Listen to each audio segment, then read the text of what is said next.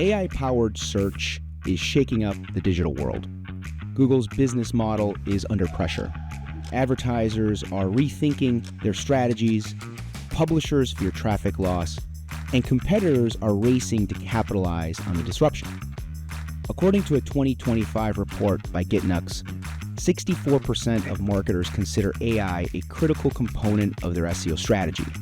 Additionally, 73% of SEO experts believe AI will significantly change the SEO landscape within the next 5 years. That's not a prediction, it's a reality quickly coming true. And now Google faces a delicate balancing act. Innovate with AI or risk market share loss. For businesses, the challenge is clear. How do you stay discoverable in a search landscape driven by AI innovation? This is the Voices of Search podcast. I'm Jordan Koene, and joining us today is Mike Walrath, CEO at Yext, which helps businesses improve their digital presence through innovative search solutions. Today, Mike will share how companies can navigate AI-powered search while maintaining discoverability.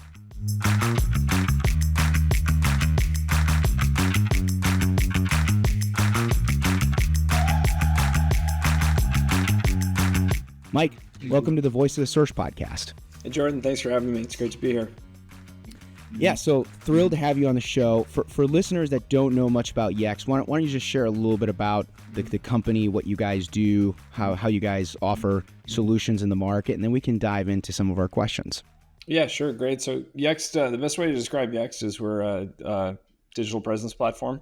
We help companies maintain and optimize their digital presence using a suite of products that range from listings, data syndication, reputation management, website pages, landing pages, social media management, and increasingly one-to-one communications, primarily through today the financial services vertical, although I think there's a lot of opportunity outside of that vertical.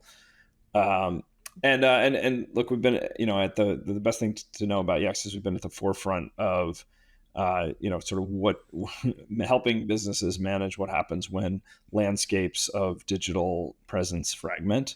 Since the mobile device fragmented the digital experience layer very meaningfully in kind of the late 2008, 2009 timeframe.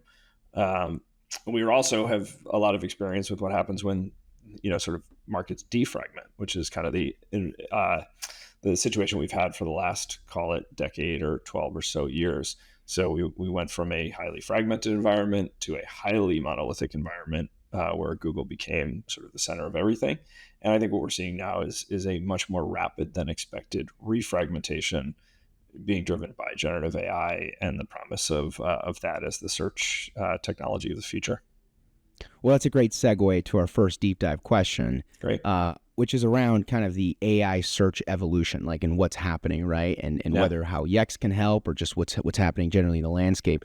What risks and opportunities does this changing search landscape powered by AI bring to Google's business model? So how's Google's business model at the center of this whole AI change? Yeah, I mean, so I have an interesting lens on this, which I'm happy to share. So my first company was a company called Right Media. It was a digital ad exchange. It was the first sort of at-scale digital ad exchange. I sold that company to Yahoo in 2007, and I joined Yahoo at that time, running initially the display advertising exchange, and was quickly asked to take over oversight of the search advertising marketplace as well. So, by the time I'd been there for about 6 months or a year, I was kind of overseeing all of the advertising marketplaces. And what that meant was that I was in charge of monetization across the Google search page. I'm sorry, not the Google search page, I wish. The Yahoo search page. Yeah. And we had an innovator's dilemma, or I don't know if we were considered an innovator then, but we had a dilemma. And that dilemma was we could extract a lot of money off that page. But every time we did that, we lost customers to a Google experience that, was frankly just better at providing the answer to the question and less monetized. So, 2008, 2009, Yahoo, I don't know what the market share was, 12%, 13% of the search market share, something like that on those. I'll get the numbers not exactly right. But we had 3 or 4 ads above the fold, above the organic search results at that time.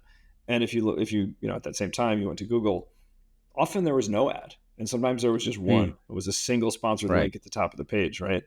Um, and so I'm not sure we weren't going to win a relevance of the organic search results fight with Google, but we certainly weren't going to win that fight when we were over monetizing the page relative to their sort of. And so what that created was a magical experience for Google. It was basically like the consumer was like, okay, Google's like magic, and Mm, Yahoo is like it was 10 years ago, and just like Alta Vista was and Ask Jeeves was and all these other things. Now, fair or unfair, that's what the sort of consumer perceived. And right. Yahoo just didn't have the sort of will at that time to say, look, the best thing we could do for our search share is take all these ads off the page and try to deliver a magical, relevant experience. There were a lot of efforts to improve that search product. You fast forward to today, and it's really interesting because what has happened is, as Google took this 90 plus percent, 92%, I think it peaked a couple of years ago, share, what happened was the experience got a lot less magic, and it became Right. about, and suddenly, it's funny, I look at that Google search page today, if I ask any kind of a commercially relevant query, and it's much more heavily monetized than our Yahoo page was in 2008, 2009. And why? Because they can, right? And so that leads to Right. a 200 plus $1 billion monopoly business. And I can only imagine, I don't know, but I can only imagine inside Google today, the conversations that are being had around, hey, these AI search experiences are pretty magical to the consumer and they're not very monetized today. How are we going to compete with that when, the market expects us to deliver over $50 million a quarter? I'm sorry, 50, $50 billion a Billion quarter dollars. of search advertising revenue. And that is a Right. really interesting dilemma for them. I mean, a follow up question on this, because I'm curious. Last year, right around this time, Yeah. Google put in a big shakeup Yeah. around leadership with respect to search. Yeah. Specifically, Liz Reed became the new head of search. Right. How much do you think leadership and the way that those leaders are influencing the experience, the product, the expectations for consumers has an impact on the way a company of that size is doing business? I suspect significant. So I don't know those leaders. And my experience inside Yahoo was not as the market leader, not as the dominant market leader. It was as the disrupted, right? And Yahoo was very Mm, much the disrupted by Google's magical experience back in the day. I think it's very clear that the potential here is for Google to be the disrupted. And the question is, what do mm, they do about it? Right. And I right. think there's this, I can only say from the outside, it appears that, you could imagine the conversation inside the company being about, can we walk this tightrope where we can maintain a lot of this monetization, but also, bridge our way to the consumer experience that is going to monetize, right? So the funny thing is I think it's really easy to look at the current market and say, okay, I can see what's going on here. ChatGPT has a subscription model, and so they don't have to have ads. And Perplexity has ads, but they're not overwhelming. And you can kind of go through. Grok today doesn't have ads that I've seen. But then we have this news this week with sort of ChatGPT and Shopify, and sort of the creating a commerce experience, right? That appears to be a bridge to a monetized experience, right? Whether it's ads or it's offers or it's sponsored offers or whatever it is. And so, like, I think it's a really fascinating time. I don't think any of us know exactly how it's going to play out. But if I were betting, what I'd be betting on is that Google's going to try to find a bridge from their current monetization to a new form of monetization via their own efforts in AI, and that's going to be contested by ChatGPT and Grok and Perplexity and others, and their willingness to basically under monetize the experience to win consumer share. Right. It's not a new game, but the this time around, what we have are really well funded players who are willing to be very, very aggressive about it. And the most likely outcome here is that there's not going to be one winner who owns all of this, and that creates the problem for the business, which is, Google monopoly, you might not have liked it, but it was a simple world for the marketer, right?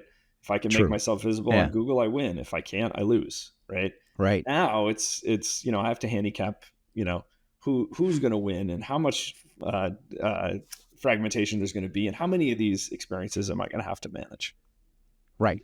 I mean, you brought up AI, and Yep. I do want to talk about the experiences we have to manage, but Yeah. as a precursor to those questions, I want to discuss the AI impact on search and where the opportunities are there. Sure. Arguably, Google was maybe a little bit behind on how they were positioning AI as a consumer-facing element of their experience.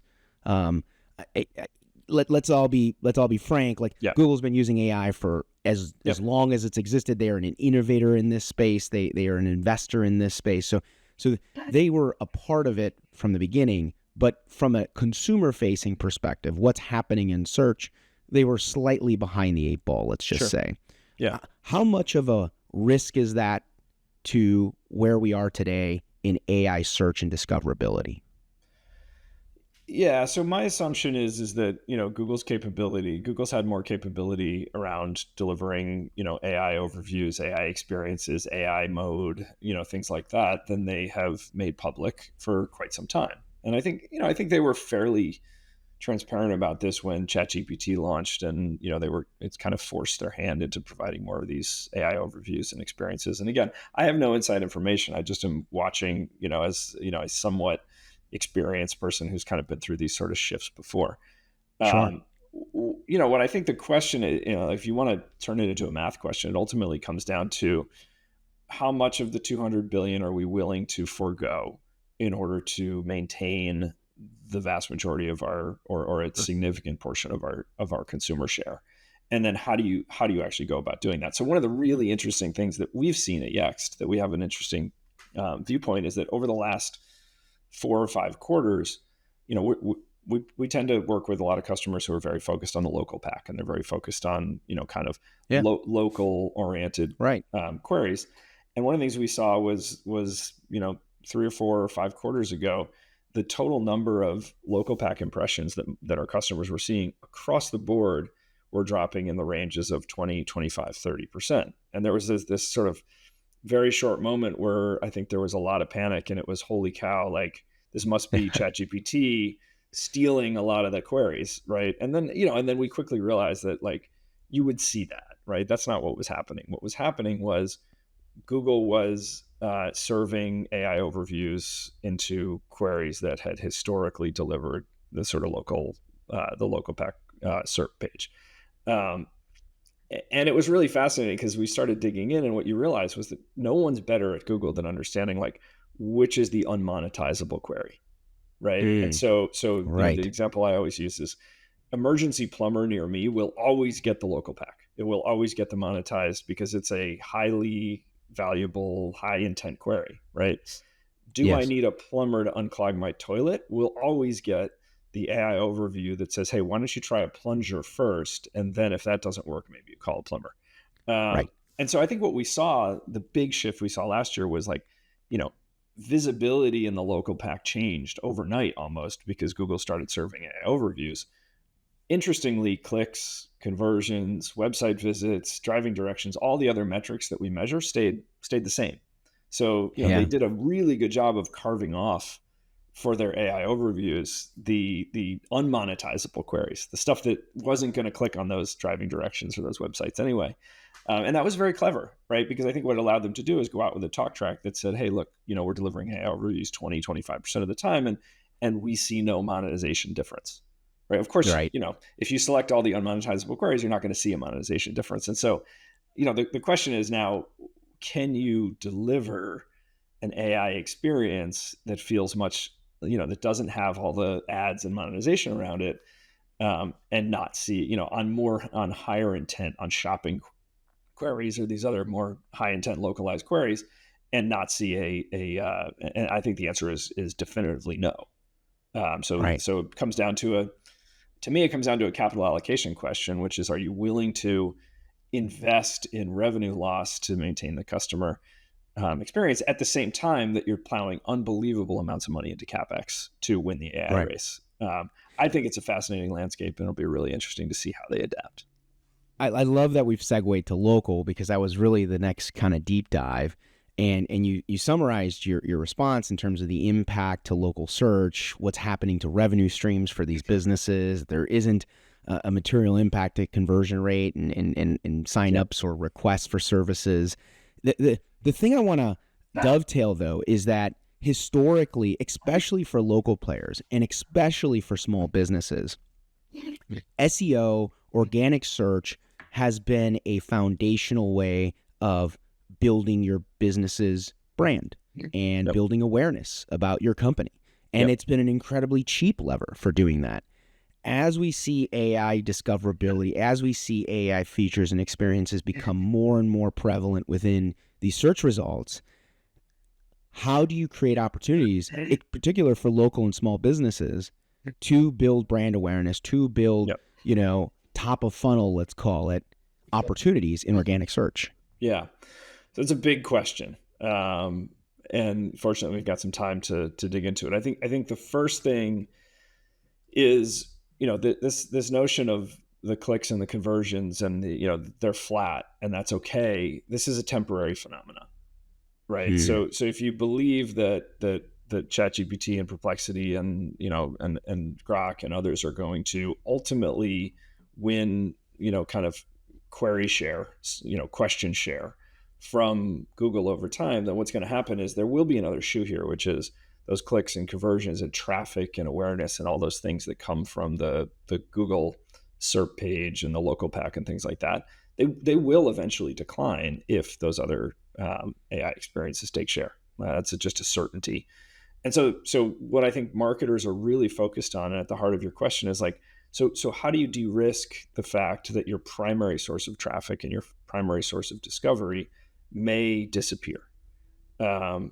And there's a lot of answers being given to this question right now, and a lot of new 3-letter acronyms that are being coined around this, right? So we've got AIO and SGEs and all the other agent optimization, all this other stuff, and it's great. I think it's good the conversation's happening.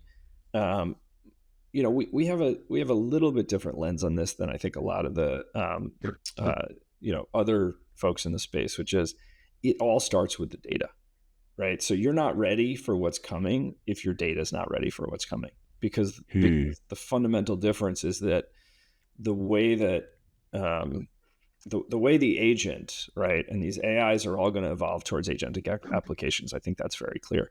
The way that agent wants to consume and discover content is very, very different than the way that that human beings want to consume and discover content. And so until you've got your data structured and organized, and you're constantly adding to it, and you're constantly identifying, where is my data, more limited than my competitors? What's the, and this becomes one of the things we like to say around here is we say it all the time, data is content and content is data. And so there's a lot of ways we could go with this, but I would at least sort of, make a fairly strong statement here that agents, we're going to have to rebuild the internet for machines. We've had this amazing wave, 15 years of digital transformation and huge budgets going into everything has to be digitized. And we built it for human beings. So we have these beautiful websites that are super image heavy, and they have these navigation menus and drop down boxes and consumable content for human beings. And that's great. And that has to exist, but we're going to have to replicate that, as pure data. And we're going to need to deliver that data to the endpoints, all of the endpoints. And we're going to have to constantly refresh that data, because these things are not going to be satisfied building a static index of what the data, they need to know which menu items are available right now, which sizes of the Air Jordan, shoe you want are in stock. So I think digital transformation 2.0 is coming, and it's coming really fast. I mean, this is a great, add on to the next question around advertiser adaptation and where the adaptation is going to happen. But just briefly staying on this local theme, small business theme, I fully agree. content is data and data is content. Yep. How are you guys supporting enterprises that may have local establishments, may have local businesses, to bring that to light? How are you helping them bring data to the forefront of how they're building experiences on their site, how they're feeding information to Google, and now obviously all these AI experiences and LLMs that are providing responses to prompts? How are you guys doing that? Yeah, so we've been we've been doing this for a really long time, and I think one of the sort of one of the battles that's been fought in this space is like, do citations matter or not? So our core product is really a citation building product, in the sense that we distribute authoritative business information to hundreds of publishers, and candidly, a lot of the publishers who we distribute to, their traffic has just consistently declined over the last 10 or 15 years. And it becomes really easy to say, hey, like, why does it matter if my, address and phone number and website information are correct on MapQuest? Like, why do I care? Right. And the reason why you care is that demonstrably Google cares. Right. Right. And we are, we have a lot of research showing that this matters a ton. The other thing that's happening is, when you look at when you interface with these generative AI experiences, they're going to give you a list of citations, right? It's right there at the end of the answer. Like, here's where I got the information that's summarized in this answer. And it's funny, when you look at it, it's exactly the same thing that you see below the local pack on on the Google. It's TripAdvisor and Yelp and MapQuest and all these other things that they're gathering the information from. So at least today, it turns out that a lot of the things that you need to do when you think about creating and distributing content to service these AI, to be visible within these AI experiences, is a lot of the same things. But I really fundamentally believe that will change. And so it's interesting. At Yext, we work with two types of customers. So we work with large enterprises who have a local footprint. So think of the large wealth management, large healthcare. Sure. And what they really, the way they run their businesses is, in a lot of ways, it's like a vast number of small businesses that are where marketing and digital experience is centrally managed. And so for them, this is a huge opportunity to get their ducks in a row for what's going to turn into a sort of exponentially larger data distribution problem. My listings data, my reputation management, my content, my pages, schema, page, all that stuff has to be managed, and there are going to be versions of that for all these different AI experiences. And so that's the scary thing about it, is if you're the CMO or the kind of whoever's in charge of those kind of distributed digital experiences, is you got to wake up every morning, you got to be like, how am I going to be ready for what's coming? No doubt. And the other customer we sell to, interestingly, we don't sell a lot directly to small businesses. About 25% of our business, 20 to 25% of our business, is through partnerships who do sell to small businesses, and they're typically bundling our products and services with other marketing products and services. And they have exactly the same problems that large financial services, large retail and hospitality have. They just have, an aggregated group of small businesses instead of a sort of corporately controlled set of small businesses. This is a great segue to this concept of advertiser adaptation and how advertising is shifting. You talked about it, like, for the last 20 years, there's been these big, amount of money that's just been plowed into digital advertising. And what shifts are you seeing in how advertisers are approaching search marketing as this AI transformation takes flight? As this change happens to traditional search, are you seeing that these brands and businesses are just continuing to push more and more budget to digital forms of and search forms of advertising, or are you seeing a pullback? What expectations should we be thinking about when it comes to the advertiser landscape? Yeah, so specifically to advertising, so we don't today provide any advertising products to our customers. That's not to say we won't, but every product that we have is designed to create organic visibility and organic digital presence, and discoverability. But what's really interesting over the last couple of quarters is marketers are wanting to have a lot of conversations about okay, I don't know that I should be allocating as much of my budget to, for example, paid search on Google, if at the end of the day that is going to be a less important channel.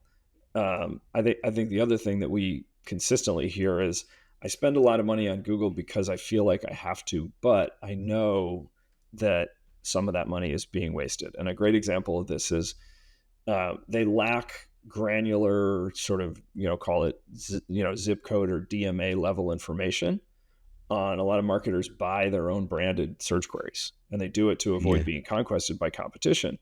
They don't have granular information and insight today into where there is no competition.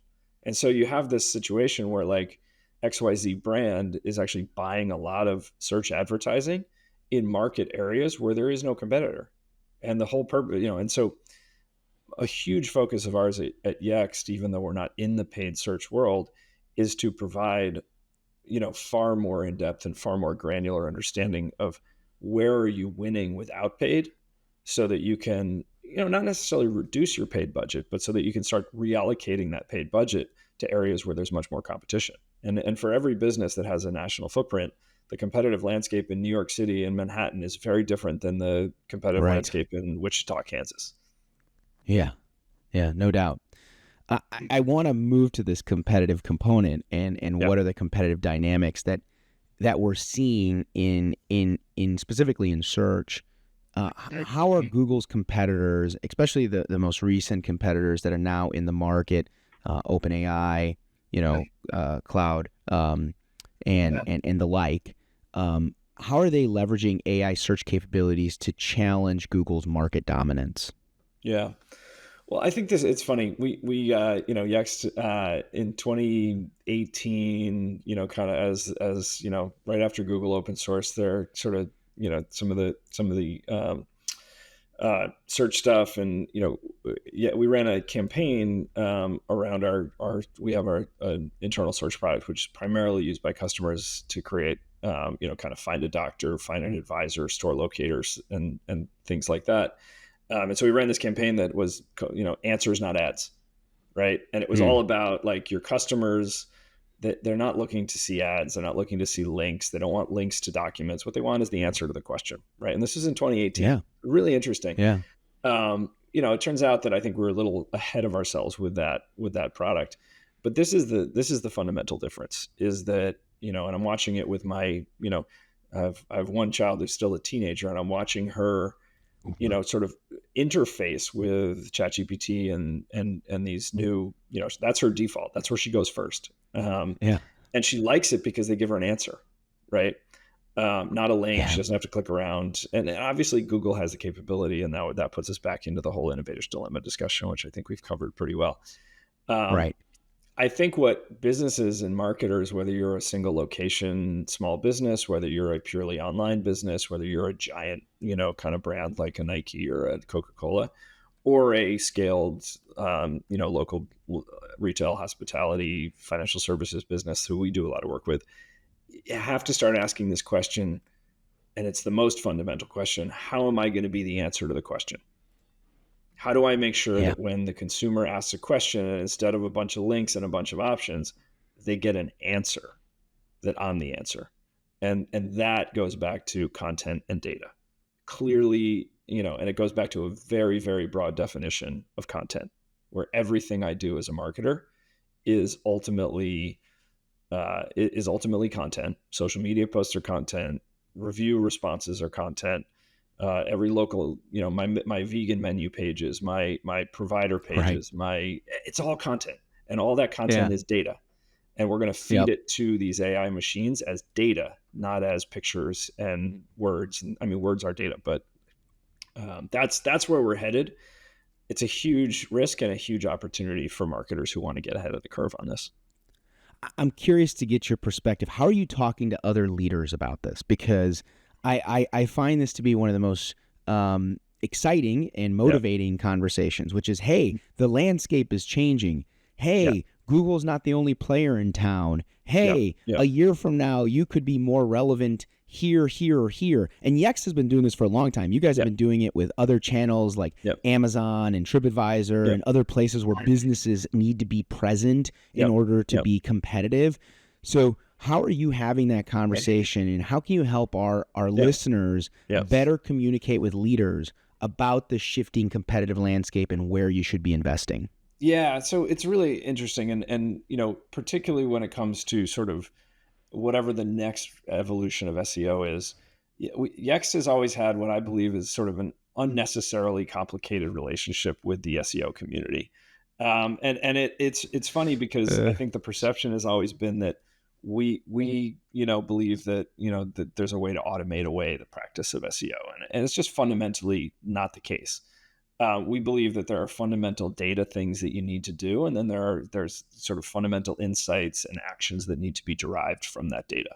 And what we're really best at is gathering these huge sets of data and figuring out, kind of where's the kernel of insight in that data. So our newest product is kind of an agentic super intelligence platform for gathering competitive intelligence around at the very, very granular level. So we recently bought a company called Places Scout, which is a brilliant small company that I think has kind of best in class understanding of what's going on the Google SERP page and what are the sort of non-performance metrics that are helping to drive that. We put that together with an internal project that was very focused on AI visibility, AI sentiment analysis at that same granular kind of localized level. And we're investing really aggressively into gathering more forms of data, sentiment, reputation. At the end of the day, the way to envision this is that for every single location or product or service that I may have as a marketer, I can look at, 40 competitors on search result pages, on AI experiences, and I can measure across metrics like sentiment and rank and things like that.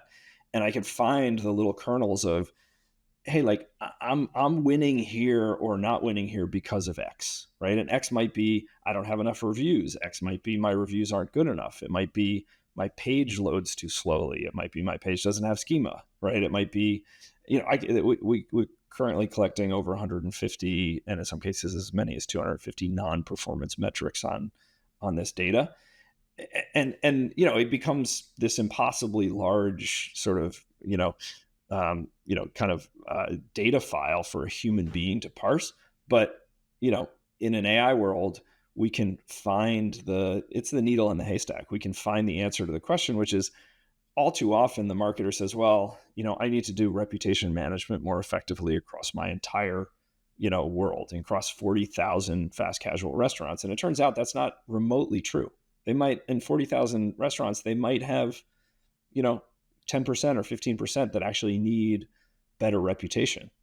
And so I think the thing that we're so excited about here and the huge opportunity is that we've spent 15 years building best in class utilities to take action around what you need to do to improve your digital presence.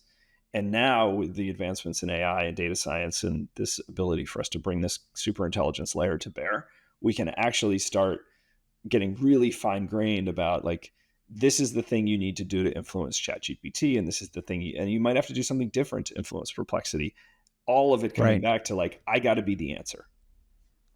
I want to jump into a follow-up question on this because this is so critical to how marketing leaders, business leaders are thinking today. The ability to focus in a portfolio, say, that has 40,000 local businesses and knowing which ones need reputation management, amazing. That is a data and a science effort that you guys have been able to solve.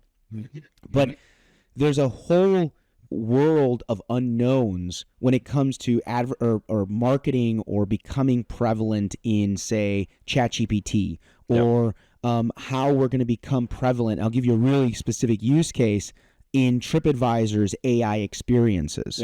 Right now, we're even becoming hyper specific about an AI model that's proprietary to a brand, but it's a search engine just like Google. It just serves a very specific audience. Where are you helping those business leaders understand those opportunities, or even explore them and prioritize them when you have limited budgets, limited resources, and limited time? That is where every all of our R&D is focused in those areas, right? So It's really interesting, right? To the extent TripAdvisor builds a very travel specific AI agentic application, right? What you're going to figure out very quickly is that in order to influence that engine, you're going to need to create content that is, sort of grounding and interesting to that specific experience, right? And Right. you may or may not have the opportunity to do that, right? If you're Nike, it's not totally clear what you're going to do, or that you should be trying to influence the like AI travel engine, right? Like maybe on very specific queries, like I'm going to be in Los Angeles and I want to get a new pair of shoes, right? But like, I mean, that's going to be most likely asked somewhere else. And so it turns out that what we're going to need to build are you know extraordinary data warehouses and constant refreshment of it's not just the data, it's the data relative to all the competition. This is Yep. the enormous problem and the enormous opportunity, and then localizing that data down to the most granular possible level across all these different vectors is the challenge. And right now, we have customers who are way ahead of the curve on that because they've been structuring and organizing their data in order to distribute it through our various, at the core of our system is this knowledge graph database that allows you to have an unlimited amount of structured data. Um, where that will become really, really powerful is when, yeah, I'll give you a search example, but it could Sure. apply to Yeah. any of the AIs. It could say, hey, look, like we've been monitoring on a daily or weekly basis, how ChatGPT answers the question in every zip code that you operate. Where's the best healthy lunch near me, right? And it Yeah. turns out that we're monitoring that and we're seeing how often does your restaurant show up for that query. But we're also monitoring all your competition, everyone else who is showing up on that search result page or that chat GPT or in the answer. Um, and what will happen is we'll be able to identify trends. So you're going to be able to say, hey, you've been kind of, consistently ranking number one or top three for this, like, where's a great healthy lunch near me? And in the last 2 weeks, something has changed. And now this Right. competitor who's down the street, who is starting to take more of that ranking. You then get into the granular, well, why? Like, why is that happening? And you'll find a lot of things like, well, okay, like what did they do? Well, they actually just launched a whole set of intent pages, content pages, or data pages around their keto menu and their vegan menu and their healthy menu, and they just flooded the zone with new content. And lo and behold, what happened is like the answer agents love that content. They're like, okay, now I Yeah. had a name, an address, a phone number, and I had some meta tags or whatever that said healthy lunch. But now what I've got are these full vegan pages and these full menu pages and things like that. And so you then have to respond, right? So you're going to have to Right. be able Yeah. to respond to that. And you can do that at the brand level, and you can also do that at the location level. And so, part of what's so exciting is this is such an enormous data problem that you have to have a certain scale in order to be able to solve it. And that's what we are really excited about, being in a position to do that. You brought this up earlier that there's this complicated relationship for Yext when it Yeah. comes to the SEO community. Yep. I actually think that that's universal for all SEO platforms and technologies, whether it's Yep. rank trackers and Yep. content tools and all these tools. And being a former leader of Yep. a platform, I Yep. know this very well, just like you do. These complicated relationships with the SEO community Mhm. are I think necessary to innovate. Yeah. And my big question for you, Mike, is how is Yext innovating to support that SEO Yeah. community? And Yep. more importantly, how are you enabling that SEO community to move at a pace Yeah. that is unprecedented in a time where innovation and change is Yeah. happening faster than ever before in discoverability? Yeah, it's a super insightful question, and thanks for asking it, because this is probably the most important message that I could deliver to that community is, and the example we are just talking about, right? Like, you're gonna every SEO practitioner has a client who's going to have to figure out what we were just talking about. Why is my rank Yeah. dropping? Why am I not showing up on ChatGPT? Why does Perplexity say my brand's no good? Why? It's a lot of whys, right? Yeah. And answering that question again, we've for 15 years, all of these questions have been about Google, right? And so it's an entirely new, world. The products we're building today, like, yes, for large, massive, local brands, most of them have their own internal SEO, departments, and they're managing these things. But for the vast majority of brands, they're going to work with a practitioner. What we're building are tools that practitioner should be using to identify exactly the answers to the type of questions that and so our new product is called Scout.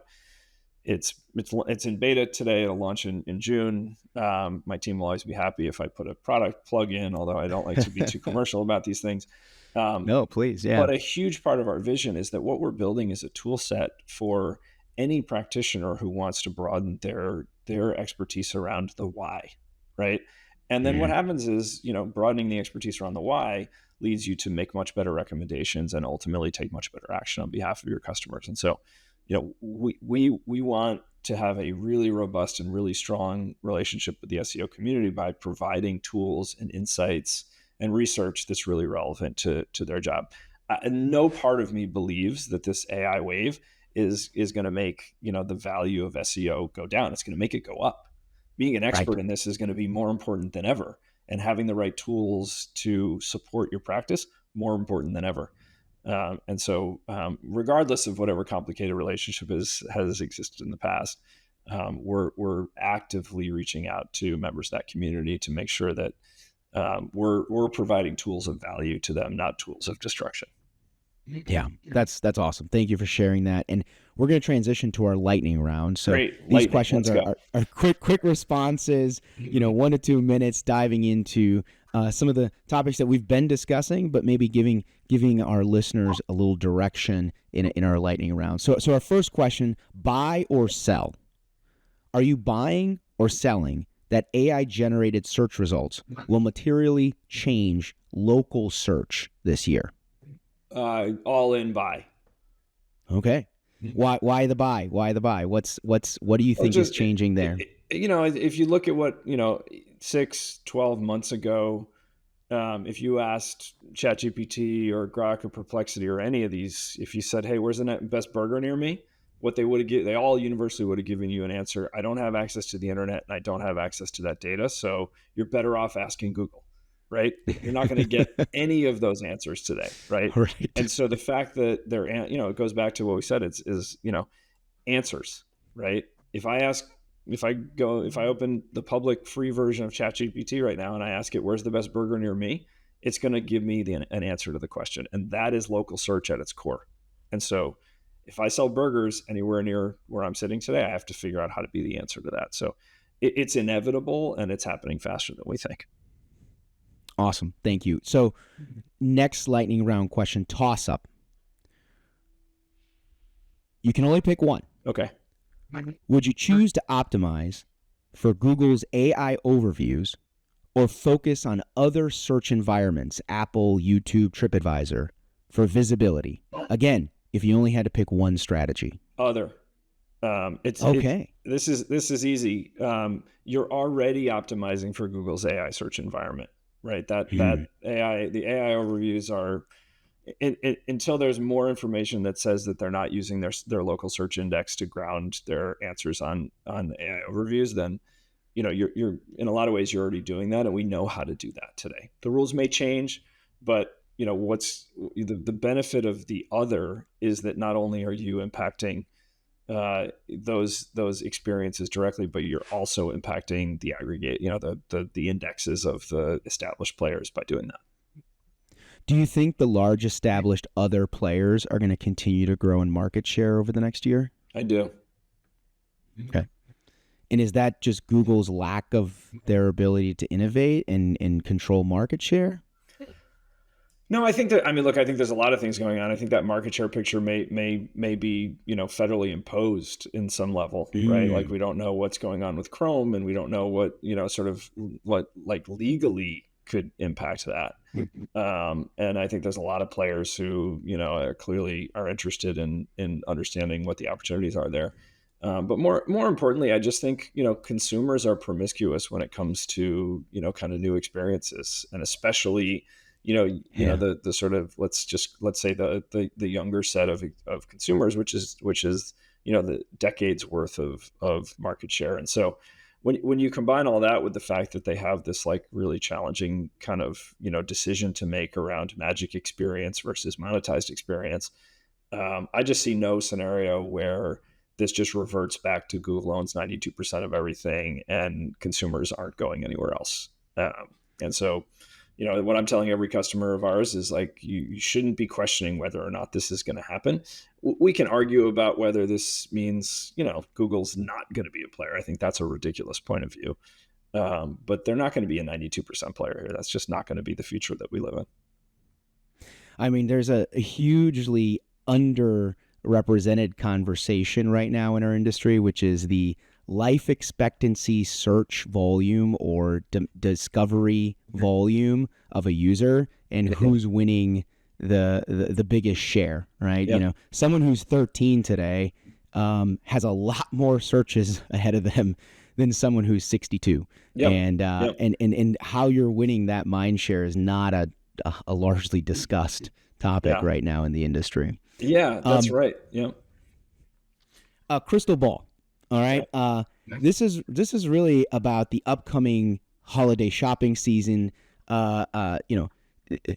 Whether we get tariffs or not, that's another conversation. But with this upcoming shopping season, tell me how the relationship between e-commerce and search engines will evolve over the next 6 to 12 months as AI search becomes more prevalent.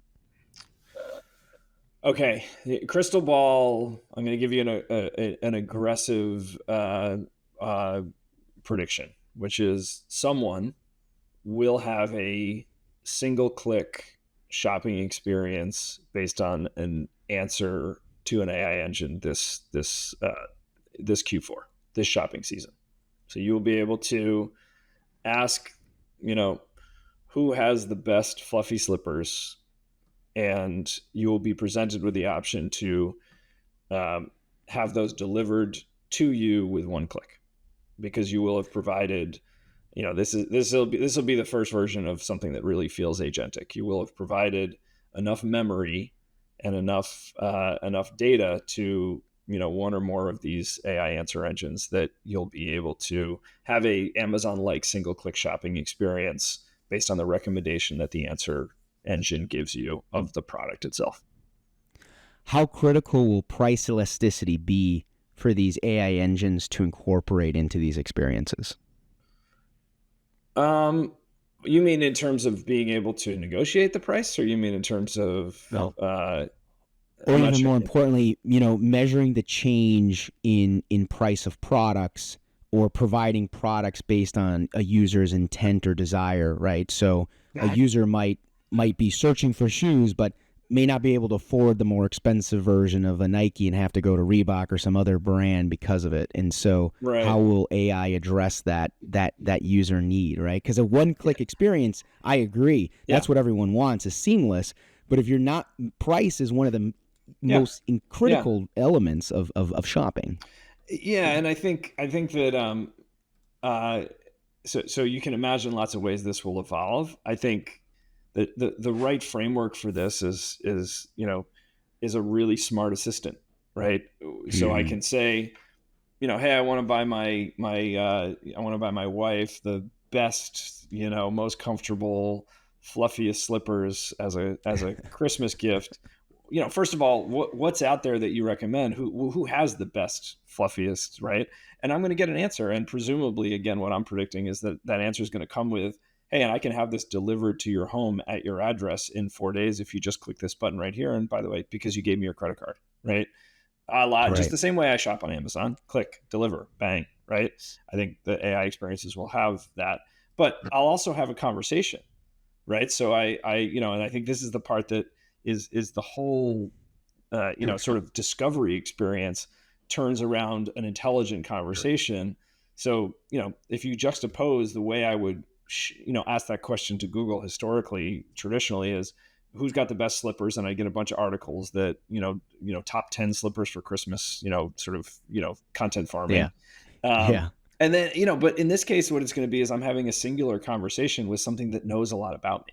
And so I might say, okay, like, I appreciate that the sort of cashmere and alligator skin slippers may be the sexiest or the most comfortable, but honestly, I can't afford them. So now give me the best option under $100, right? And so I think it's that conversation, and it'll be that I'll get that option, and I'll have a one-click button for that also. And that's, look, at whether we get there this Q4 or not, that's where we're headed. And so Right. if you're a marketer, it comes back to the same thing, which is you got to figure out how you're the answer. Yep. All right. Trend or trash? Is the concept of zero-click search going to evolve into traffic driving opportunities as AI delivers more of these experiences? I think it's a trend. I think, whether it's zero click or one click or voice activated, I'm not sure how to, describe exactly how it's going to be. I think we'll be, a lot more of this stuff is going to be voice. And so that's by its nature zero click. But I do think you'll get delivered, in a lot of cases, you'll get delivered to content, or have that content delivered to you straight from the brand pages. So I guess I would call it trend. Appreciate that. That's a good insight. Especially the voice component to it. Good. As we game plan, as a leader at a major brand, what's your game plan for maintaining traffic when AI summaries are answering user queries directly in search results? Yeah, I don't have a game plan for maintaining traffic. What I have is a game plan for maintaining awareness around my products and services. Right. So in a lot of ways, by the way, traffic is expensive. All that infrastructure I have to maintain, all that. If the question is like, hey, who's the best financial advisor near me who specializes in retirement plans and estate planning, and also went to the University of Florida? I didn't go to the University of Florida, but if I did, because I like to do business with people over from the University of Florida, right? That's a big, complex question. And I'm not sure that I have to be delivered to the brand's website in order to get exactly what I want out of that relationship, which is, I'm going to get an answer. Hey, here's someone who lives 20 miles away from you, went to University of Florida, and is great at those things. Would you like us to have them call you? Right? Yes, please. Right. I'm available between 2 and 4 this afternoon. Please have them call me. I have this brilliant assistant who can, who can go submit a lead form on that site or whatever. So, I mean, like, is there traffic there? Maybe. But in the future, I think if I'm that brand and I've made so much of my structured data available and the interfaces available, you can imagine a world where it's just like I identify that leader and then I just get a call. And now I'm talking to exactly who I wanted to be talking to. And there were no clicks and there was no traffic. So, I think we have to shift this whole paradigm that, we have to bring the traffic to us. And in a lot of cases, what we do is we deliver the data to the AI, and then the customer gets delivered to us in the way that we're going to interact with that customer. And so, that's like, will there be obviously traffic's going to be important for some period of time, but if I'm just judging my value on, less traffic and more sales is actually, good for me. Right. And that wraps up this episode of the Voices of Search podcast. A huge thank you to Mike Walrath from Yext for joining us. Thanks for having me, Jordan. It was a great conversation. I really appreciate it. If you'd like to contact Mike, you can find a link to his LinkedIn profile in our show notes or at thevoicesofsearch.com. For more information about Yext, please visit yext.com. If you haven't subscribed yet and want a daily stream of SEO and content marketing knowledge in your podcast feed, hit the subscribe button in your podcast app or on YouTube, and we'll bring you back to our feed. Okay, that's all for today. And until next time, remember, the answers are always in the data.